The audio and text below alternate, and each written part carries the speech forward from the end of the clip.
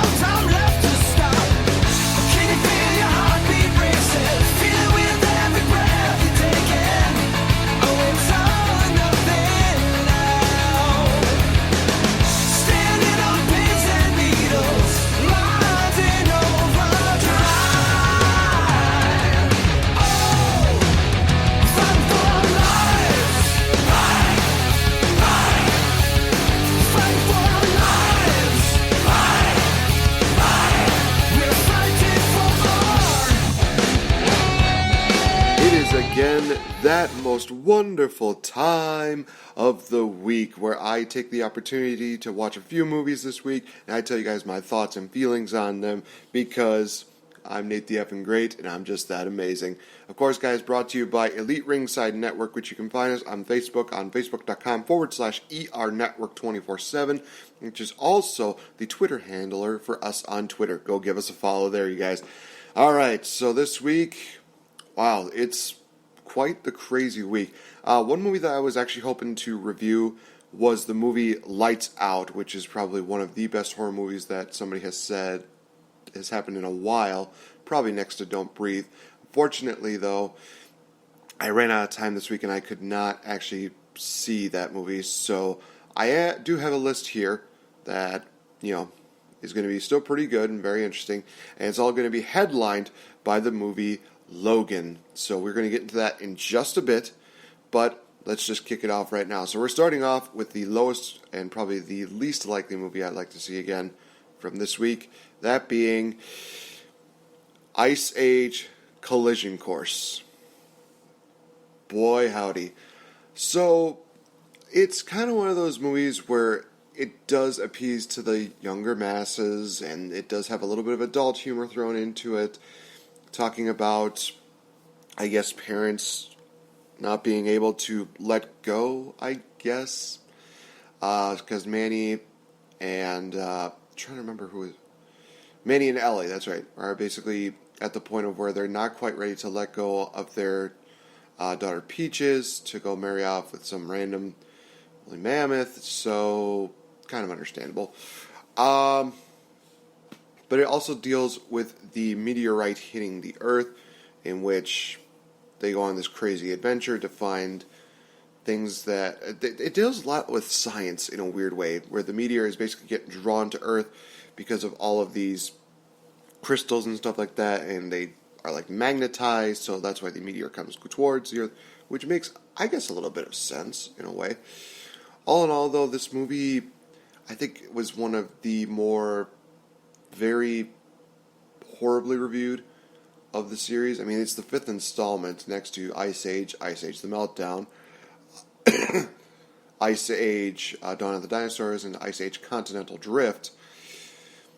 It's really hard to really get behind a lot of these movies. I mean, DreamWorks, you do a great job with some of these movies, but when you just are trying to squeeze the cash cow too much, it gets to be annoying. I'm sorry. And a lot of people were actually saying that this was probably better off just going straight to a home video movie instead of just wasting it up on theaters. But it actually made about, I want to say, $483 million, if I'm not mistaken. I'll double check on that really quick. But it was one of those movies that just, it was funny. It had its moments. But it wasn't one of those movies where it was just like, oh man, I am looking forward to when they do another one because, it just makes sense.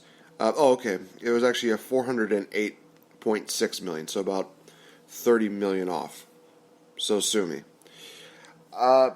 Definitely one of those movies. I mean, it does have a really good cast. It's got the same guys, Ray Romano, John Leguizamo, Dennis Leary, Josh Peck, Simon Pegg, Sean William Scott, Jennifer Lopez, Queen Latifah.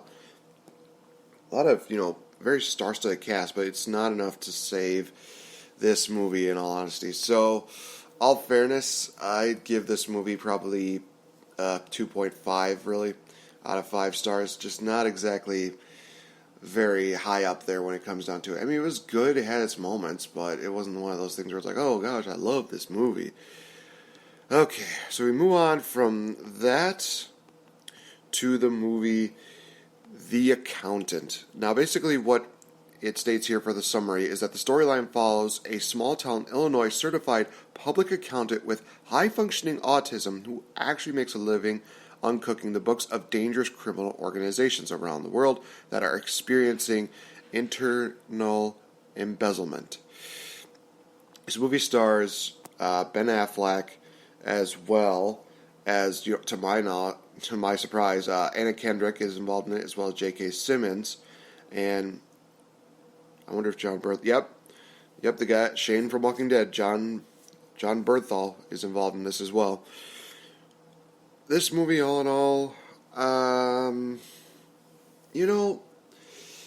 had to actually do a little bit of research on the high-functioning autism, and I had no idea that it actually worked like that, to where the reason why they have the high-functioning autism is that, well, basically one of the things that it says here is HFA is a term applied to people with autism who are deemed to be cognitively higher functioning, in parentheses, with an IQ of 70 or greater than other people with autism. It is kind of really interesting when you think about that, but here's the thing.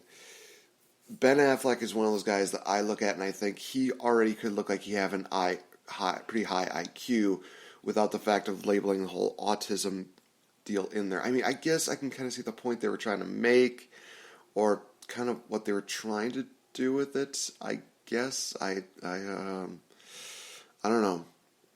Maybe I really don't. This was one of those movies where I had a really hard time getting involved with it. The story was kind of lackluster. A lot of people were actually saying this just seemed like another excuse for just Ben Affleck to shoot people. But there are other people that are actually saying that this was actually a good movie that would actually make a franchise, but had a better chance of being a franchise than the Batman vs. Superman deal. Ouch.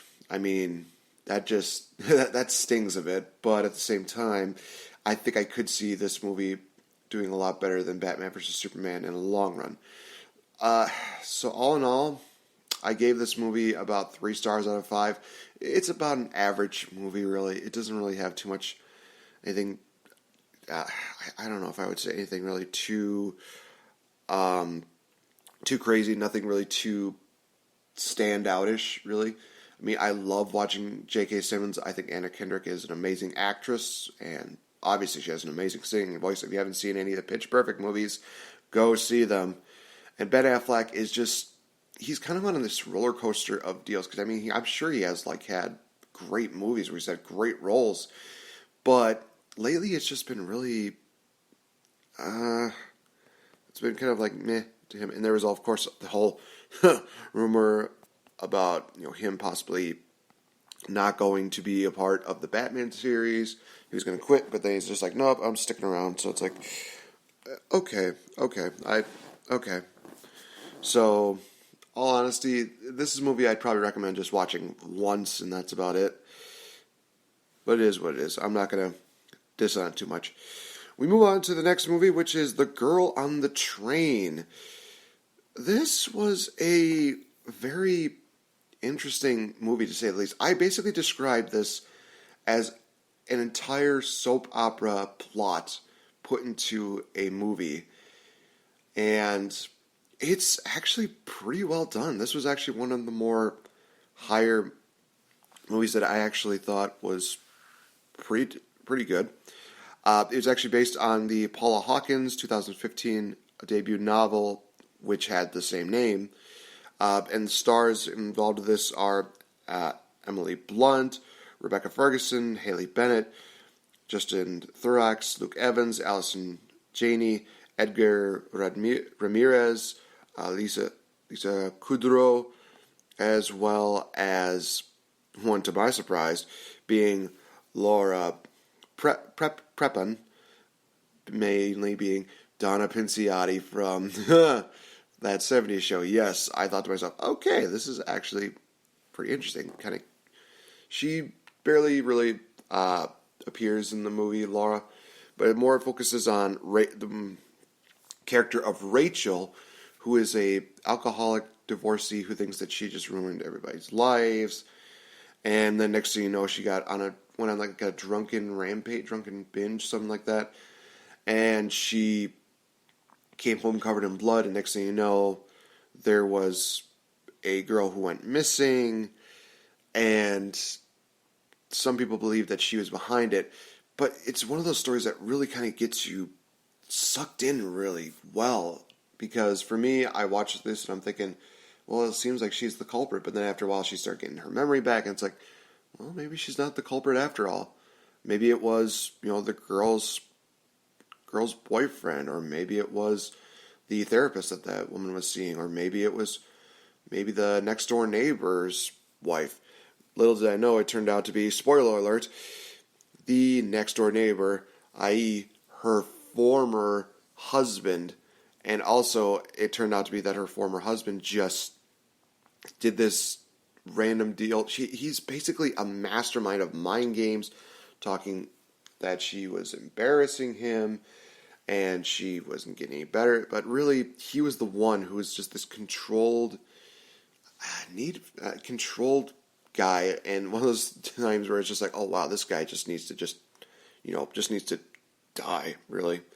And in the end, he does. So it's one of those things where the story actually is very well told. The character development is very well presented. The plot is good. The girl on the train is very well done.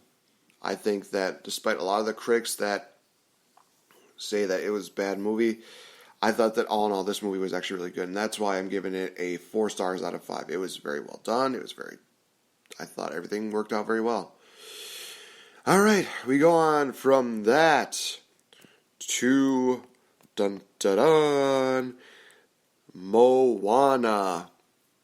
Oh boy, was this movie ever just amazing. Holy cow. I mean, Disney just hits a home run with this one. I can definitely see why it got a nomination for Best Feature Film and for the songs that were going on. Holy cow, it's just oh man. Can't even begin to describe to you guys how well this was done. And I think that when my co-host Max Beatty did talk about this, he mentioned how a lot of people thought that this was going to be about, the Hawaiian culture, but it was actually more Polynesian based, where they talked about the Polynesian culture, everything that went down with their tribes.